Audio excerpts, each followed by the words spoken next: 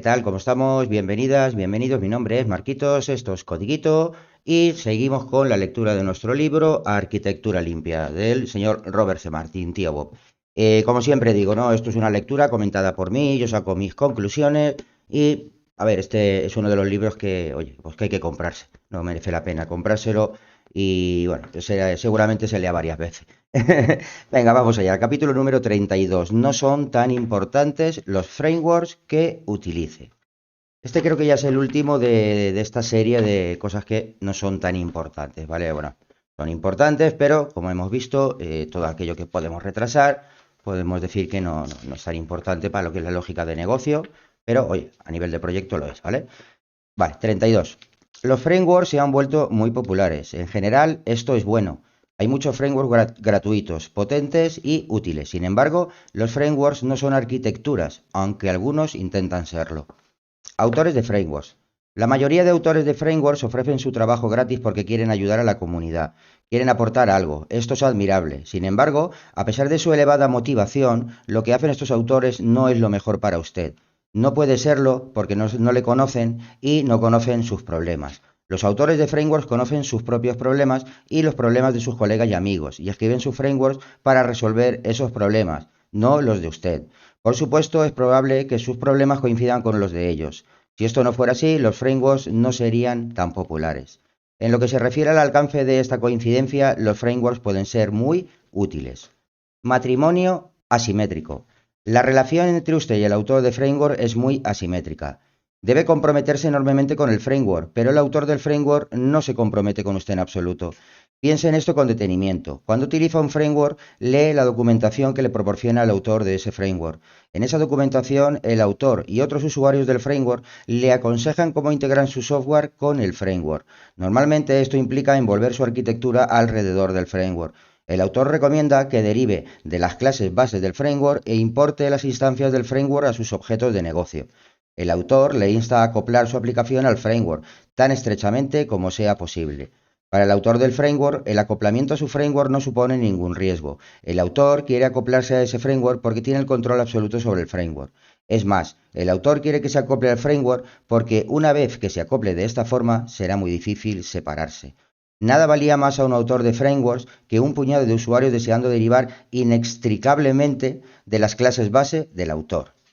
En efecto, el autor le está pidiendo que se case con el framework, que realice un enorme y duradero compromiso con el framework. Y sin embargo, bajo ningún concepto el autor del framework se comprometerá del mismo modo con usted. Es un matrimonio unidireccional. Usted asume todo el riesgo y la limitación. El autor del framework no asume nada en absoluto. Los riesgos. ¿Cuáles son los riesgos? Aquí tiene algunos para que los tenga en cuenta. La arquitectura del framework no suele ser muy limpia. Los frameworks tienden a vulnerar la regla de dependencia. Le piden que herede su código en sus objetos de negocio, sus entidades. Quieren que su framework se acople en el círculo más interno. Una vez dentro, el framework no vuelve a salir. El anillo de boda está en su dedo y ahí se quedará. El framework puede ayudarle con algunas características iniciales de su aplicación. Sin embargo, con la maduración de su producto crecerá más allá de las instancias del framework. Si se ha puesto su anillo de boda, verá que el framework le oprime cada vez más según pasa el tiempo. El framework puede evolucionar en una dirección que no le resulte de utilidad. Puede verse atrapado actualizando nuevas versiones que no le ayudan.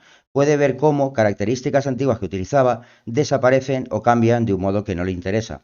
Puede aparecer un nuevo framework mejor al que le gustaría cambiar. La solución, ¿cuál es la solución? No se case con el framework. O puede utilizar el framework, simplemente no se acople a él, manténgalo a cierta distancia. Trate al framework como un detalle que pertenece a uno de los círculos exteriores de la arquitectura. No deje que penetre en los círculos interiores. Si el framework quiere que derive sus objetos de negocio de sus clases base, diga que no. Derive proxies en su lugar y mantenga esos proxies en componentes que sean plugins a sus reglas de negocio. No permita que haya frameworks en su código central. En lugar de eso, intégrelos en los componentes que se conectan a su código central siguiendo la regla de dependencia, de fuera a dentro. Por ejemplo, quizá le guste Spring. Spring es un buen framework de inyección de dependencias. Quizá utilice Spring para autoconectar sus dependencias. Está bien, pero no debe esparcir anotaciones AutoWire por todos sus objetos de negocio. Sus objetos de negocio no deben de saber de Spring. En lugar de eso, se puede utilizar Spring para inyectar dependencias en sus componentes main. No hay problema en que main sepa de Spring, ya que main es el componente menos limpio y de más bajo nivel de la arquitectura. Acordaros, cuando hablamos de bajo nivel, no son las clases de dominio, las más escondidas, las más de dentro de las capas de arquitectura cuando hablamos de regla de dependencia. El código de alto nivel y el código de bajo nivel no... Cuando hablamos de código de alto nivel es el que está más cerca de negocio y cuando hablamos del de bajo nivel, el que está más alejado. En este caso el framework es un código de muy bajo nivel. Vale, menos limpio y de más bajo nivel de la arquitectura. Yo os declaro, hay algunos frameworks con los que sí deberá casarse. Por ejemplo, si está utilizando C++, deberá casarse con STL. Es difícil evitarlo. Si utiliza Java, casi seguro que se casará con la biblioteca estándar. Es normal, pero tiene que seguir siendo una decisión. Debe comprender que, cuando casa con un framework con su aplicación, permanecerá unido a ese framework durante el resto del ciclo de vida de la aplicación, para bien o para mal, en la salud y en la enfermedad, en la riqueza y en la pobreza, renunciando a todos los demás. Utilizará ese framework. No es un compromiso que tomarse a la ligera. Bueno, veamos su conclusión. Conclusión. Cuando se enfrente a un framework, intente no casarse con él de inmediato. Busque maneras de salir con él un tiempo antes de dar un paseo. Mantenga el framework detrás de un límite arquitectónico si es posible, durante todo el tiempo que sea posible. Quizá encuentre una forma de conseguir la leche sin comprar la vaca. Jopeta, de verdad, para mí este es uno de los autores que más me gusta, si no el que más, pero no, este capítulo creo que tiene demasiado relleno para, no sé, los párrafos de la solución, ¿no? ¿Cuál es la solución? De que no se acopla a él, que lo mantenga a cierta distancia, ese tipo de consejos, la conclusión, bien, pero todo lo demás, no sé, eso de esa manera de dar caña a los autores de framework y tal, no estoy nada de acuerdo, lo siento. No sé, creo que se podía haber aprovechado mejor el capítulo. Es mi opinión, ¿ves? Por eso digo que hay que comprárselo, porque esto no es ni más ni menos que mi opinión.